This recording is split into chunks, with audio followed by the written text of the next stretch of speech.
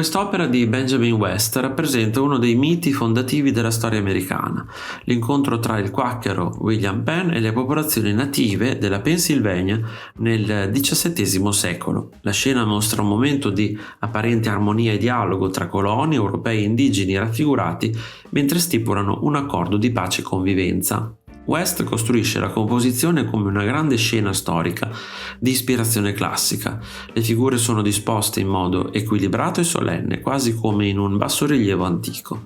Penn occupa una posizione centrale e viene presentato come un leader saggio e pacifico, mentre i nativi americani sono rappresentati con dignità e rispetto, un aspetto relativamente raro per l'epoca.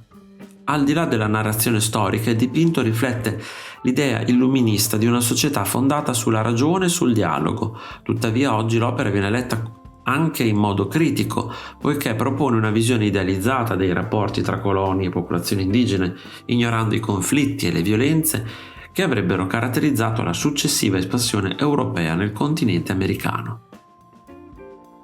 Il ritratto realizzato da Rembrandt Peale, Thomas Jefferson appare come l'incarnazione degli ideali della giovane Repubblica Americana. Il futuro presidente viene raffigurato con grande eleganza ma senza eccessivi simboli di potere, secondo una sensibilità che riflette i valori democratici degli Stati Uniti appena indipendenti. Il volto emerge con chiarezza su uno sfondo scuro. L'artista concentra l'attenzione sugli occhi intelligenti e sullo sguardo riflessivo del soggetto. Jefferson non appare come un sovrano o un aristocratico europeo, ma come un uomo di pensiero, uno statista guidato dalla ragione.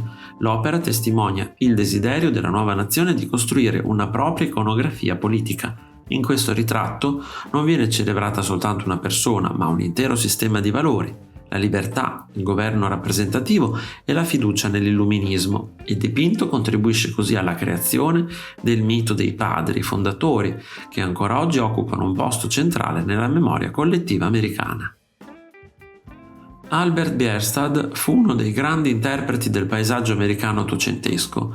In Mount Corcoran, la natura delle montagne rocciose viene rappresentata con una grandiosità quasi epica. La montagna domina la scena mentre la luce illumina le cime innevate e le vallate sottostanti. L'artista utilizza una tavolozza brillante e un'attenzione quasi fotografica ai dettagli. Ogni roccia, ogni albero, ogni riflesso contribuisce a creare un'immagine spettacolare della natura americana. L'opera riflette l'ideologia del destino manifesto, secondo cui l'espansione verso ovest era una missione quasi provvidenziale degli Stati Uniti. La natura appare immensa, incontaminata e pronta a essere esplorata. Bierstadt trasforma il paesaggio in un simbolo dell'identità nazionale, celebrando la vastità del territorio americano come una delle sue principali ricchezze. Le cascate del Niagara rappresentavano per gli artisti dell'Ottocento uno dei simboli più potenti della natura americana. In questa versione di William Morris Hunt, il paesaggio non viene descritto in modo analitico ma attraverso una pittura libera e atmosferica.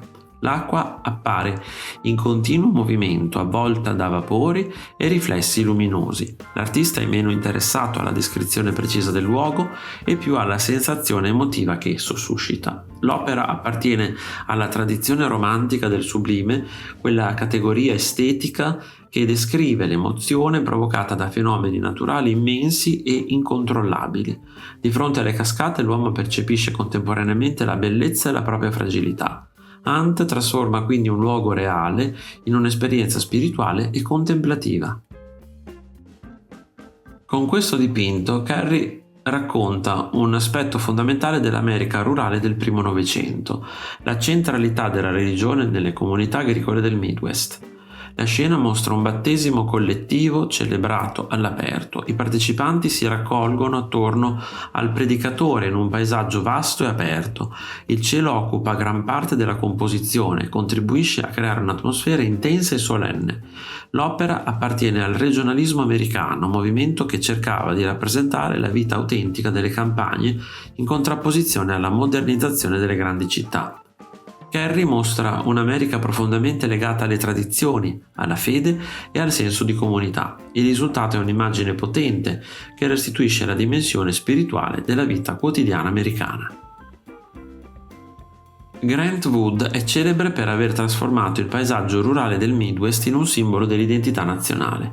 In quest'opera rappresenta la casa natale di Herbert Hoover, presidente degli Stati Uniti dal 1929 al 1933. La scena appare ordinaria, tranquilla e quasi idealizzata. Le linee morbide del paesaggio e la precisione descrittiva trasmettono un senso di stabilità e armonia. Realizzato durante la Grande Depressione, il dipinto richiama i valori tradizionali della provincia americana: lavoro, semplicità e radicamento nella terra. Wood costruisce una sorta di mito della piccola America rurale, vista come custode dei valori fondamentali della nazione. Pochi artisti hanno raccontato l'America moderna come Edward Hopper. In Gas vediamo una stazione di servizio isolata lungo una strada che si perde nel bosco. La scena è apparentemente semplice, ma nasconde una profonda riflessione sulla modernità. La luce artificiale della pompa di benzina contrasta con l'oscurità della sera. Un unico uomo lavora in silenzio, immerso in uno spazio quasi deserto. Hopper riesce a trasformare un luogo ordinario in una meditazione sulla solitudine e sul cambiamento. La strada, simbolo della mobilità americana, incontra qui un senso di sospensione e malinconia. L'opera è diventata una delle immagini più iconiche del paesaggio americano del XX secolo. Quando Jasper Johns dipinge la bandiera americana compie un gesto rivoluzionario. Non rappresenta un paesaggio, una persona o un evento storico, dipinge direttamente un simbolo. La superficie è costruita con encausto e materiali sovrapposti che rendono l'immagine complessa e materica. Da lontano vediamo semplicemente una bandiera, avvicinandoci scopriamo invece un intricato lavoro pittorico. L'opera pone una domanda fondamentale: stiamo guardando una bandiera reale o un dipinto di una bandiera? Johns mette in crisi il confine tra oggetto e rappresentazione, aprendo nuove strade all'arte contemporanea. Allo stesso tempo utilizza uno dei simboli più potenti degli Stati Uniti, invitando lo spettatore a riflettere sul significato dell'identità nazionale. Edward Ruscha sceglie uno dei luoghi più celebri dell'immaginario americano, la collina di Hollywood, con la sua scritta iconica. L'artista elimina ogni dettaglio superfluo e concentra l'attenzione sul simbolo stesso. La parola Hollywood diventa un'immagine quasi astratta, sospesa tra realtà e mito. L'opera riflette sulla cultura di massa e sul ruolo del cinema nella costruzione dell'identità americana. Hollywood non è soltanto un luogo geografico, è un sogno collettivo, una fabbrica di immagini e desideri. Ruscha mostra come una semplice parola possa diventare uno dei simboli più riconoscibili del mondo contemporaneo.